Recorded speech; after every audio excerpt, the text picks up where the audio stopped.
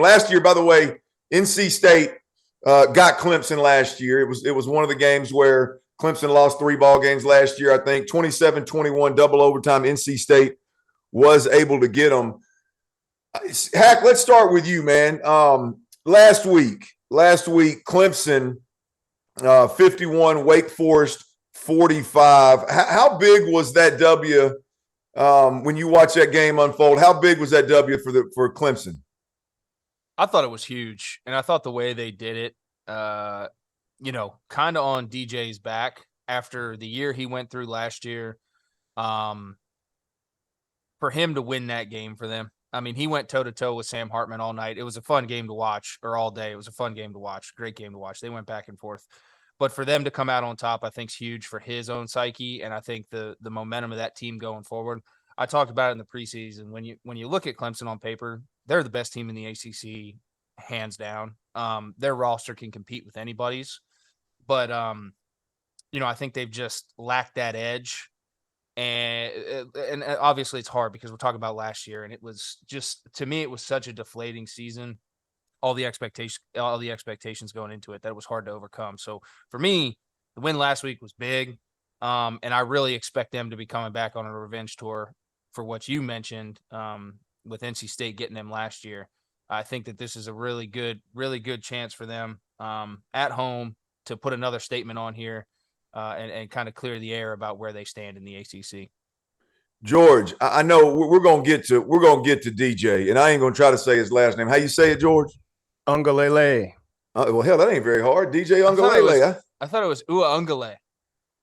See there? See, I appreciate that. Both of y'all. Hell, I'll let y'all two fight about that. I'm just going to call him DJ. Here's the deal. There you go. That last week's game, Clemson and Wake Forest was an absolute monster, man. I mean, Hartman and DJ back and forth.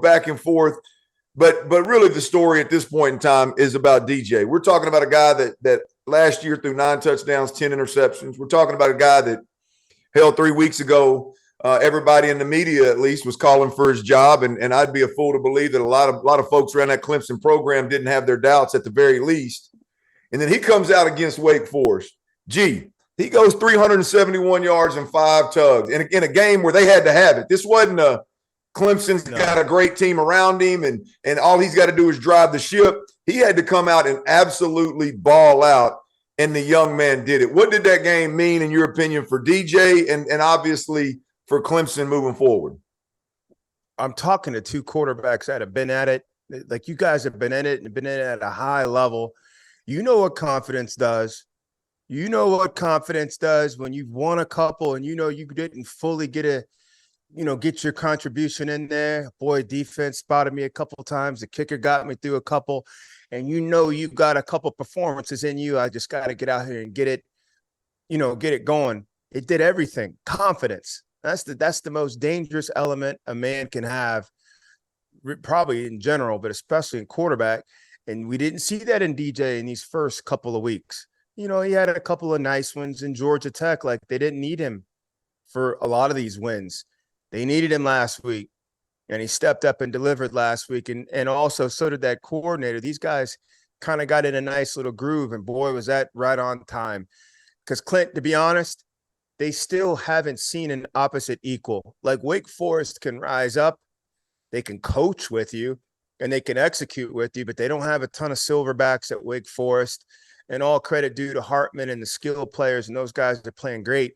NC State beat these guys last year. There's no one walking around that building is like looking at this like the Super Bowl. They're looking at Clemson like, let's go get these guys again. They got the best quarterback in the league in Devin Leary. Weapons all over the place. They had first rounders go last year. There's no flinch. And even the secretary at NC State's like, I can't wait to see Clemson secretary. It's just like the confidence is up. Now, pressure comes if DJ isn't Clark Kent. If he has any kind of a cape on his back, that's a lot of pressure for NC State. That's a lot of pressure. Well, talk to me a little bit about NC State, man. You said the Leary kid is the best quarterback in the conference. That means you think he's better than DJ? I think he's better than DJ. I think he's better than Hartman. He played out of this world last year. If you watch Devin Leary, then you're talking 6'1" maybe 210, 215. Deadly accurate. Yeah. Deadly accurate. Mid-range, deep ball. And it took those guys a little bit of time to get going this year. He lost 2 big linemen to the first or second round last year, lost a couple big weapons, but they execute. You're talking about a man that's going into his 4th year as a starter. Supreme ball placement. Well, when he's throwing the ball, and he's got all the confidence in the world. He's got Coach Beck. Coach Beck has been the offensive coordinator at Texas and Ohio State. He's got all kind of big game experience. He's in there with Joker Phillips, who's in that same offensive room with him. He just has a lot of firepower in terms of offensive structure. They trust him. They cut him loose. So to me, execution-wise, he's seen about all you can give him. You could disguise some things. You could bring some pressure from some places. This kid's seen a lot. It's a pilot with a lot of hours, so it's not too many weather patterns he's going to double take at. I think he's ready. Yeah. And for a program, NC State, I think they need this. They need this. You take this type of giant down back-to-back years, you can start to elbow your way into some of that ACC royalty. Well, whoever wins this ball game obviously is going to be the top team in that particular conference. So you're right; they need it. Here I got a couple of things on Clemson, George and Hack, and I'd like y'all's pushback on it. Mm-hmm. The thing about Clemson right now is Clemson's one of those teams, a lot like Alabama this year, where I don't think we're quite accustomed to seeing what we're seeing at those respected universities. Alabama just reloads, and they got dudes that by week 4 we know who they are. They're household names. They ain't got that this year on the offensive side of the football, right? You look at Clemson, and I watched all that game last week against Wake Forest, and it was a hell of a football game. But I watched that whole game, and there was 2 things that really stood out to me about Clemson. They can't stop the run, and they can't pressure the passer the way that Clemson has been able to do in the past with just their front 4. Right. What all respect. What a luxury that is too. Here's what I will say to this though, Clint, and you'll get this when I get down to it. Wake Forest is a unique breed when it comes down to what they do offensively. With that long mesh bullshit, they ask their 3 guys in the middle to just hold up right at the line of scrimmage. And all they're doing is, are they committing that extra hat with that safety? If they are, I'm going to pull this thing and throw a post over the top or throw an isolated comeback to the backside. If he hangs back, I'm going to hand it off. And it's basically a strong delayed draw. So if I'm asked, like when I watched that game last week, I'm sitting there going, the uniqueness of what Wake Forest brought challenged the strengths of Clemson defensively.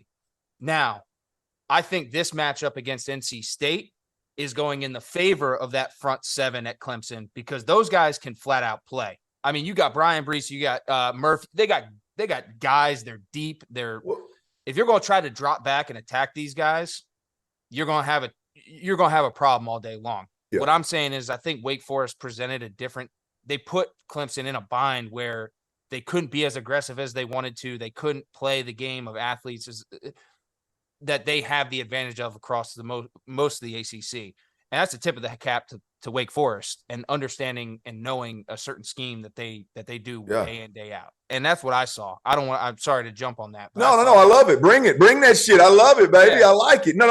Look, here's the thing I completely agree with you. The uniqueness of it. Right. But as I watch that ball game and I'm watching it unfold, the one thing that takes away or causes major problems with that slow mesh is if you said it, those front 3 can't hold up and your D-line gets major push up the middle, right? Clemson of the past was able to destroy shit like that is my point. They did not do that, right? And I'm talking about they did not do it for 4 quarters. That thing turned into a damn shootout.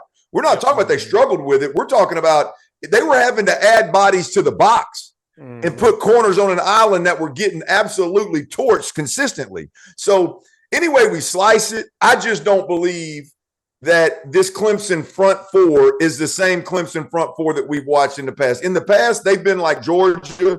They've been like Alabama, where them 4 up front just absolutely, wreak havoc regardless of what your scheme is or anything like that. Again, all due respect to Wake Forest, because I agree with you, Hack. That was a beautiful thing to watch. I don't know that I've ever sat down and watched 4 quarters of a Wake Forest game, if I'm being completely honest. That was some good shit, man. Yeah. Here's the other deal. Is DJ wasted, and not on DJ, this is on their offense. They waste a lot of downs throwing 50-50 balls. Yep. And they either miss it completely or they don't have the dude that can go up and get it again, the way that Clemson used to be able to do things. So I'm concerned about the D-line and what caliber are they really on the defensive side of the football. And then that 50-50 ball that I don't know that anybody's thrown that ball better than Clemson over the last 10 or 15 years, to be completely honest with you. Mm-hmm. And but I don't know if they got the dudes to do it this year, George. But I don't even know if it's about having the dudes to do it. I'd be curious to sit in that quarterback room or that offensive unit room when they go back and review the film. Was that the read? If if you got a horse out there that can do that type of a thing, are we really trying? Like, is this what we're trying to do? It's just like in basketball. Is this the best shot we can take? I'd be curious to see if this is what they want. Yeah. All these big attempts. And I know what you're talking about. Every now and again, they can go up, rebound, and get it. But is this the most efficient way for us? Yes, it's in the play, but are we supposed to be reading it and getting off of it? Are we hanging on it and saying, let's just, damn the read, just make a play for me? Are we really trying to make this hard living off of that? I'd be curious. I can't see all those being checked off when they go to break down the film and saying, good read, good read. I can't see that. And I'm going to be honest with you, last week, I think, was the highest percentage that they actually caught those 50-50 balls out of the whole season. I think if you go back and look at it, they probably caught more 50-50 balls last week than they did the previous four games combined.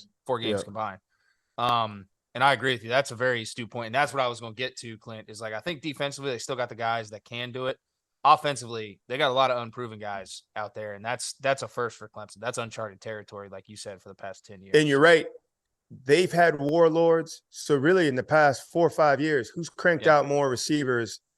Clemson, Ohio State, Alabama, or Clemson, LSU. Yeah, like those three. It's really 4 schools that have cranked out all these like superhero wide receivers. Clemson's certainly one of them.